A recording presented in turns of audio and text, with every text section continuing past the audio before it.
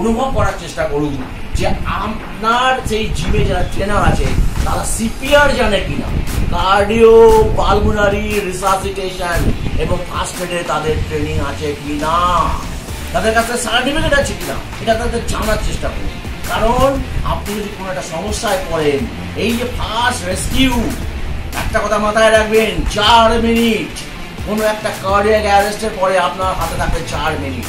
এই 4 মিনিটের মধ্যে যদি কোনো প্রম্পট অ্যাকশন নিতে না পারা যায়, তাহলে হসপিটালে গিয়ে আর কোনো লাভ হয় না।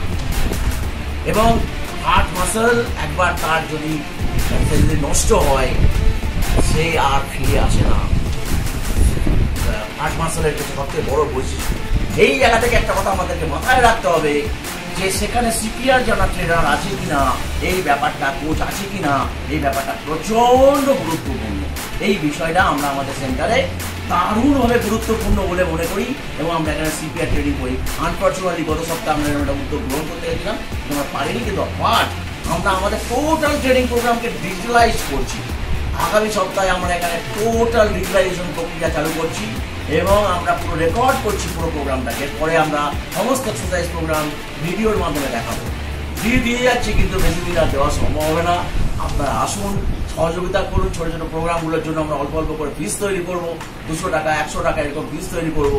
সেগুলো কিন্তু এরপরে আপনাদের কাছ থেকে আমরা আবেদন করবো। এর সঙ্গে সঙ্গে একটা গুরুত্বপূর্ণ বিষয় সম্পর্কে আপনাদের ওয়াকিবহাল করতে চাইবো। যুগে যুগে পরিবর্তিত হচ্ছে ধ্যান ধারণা।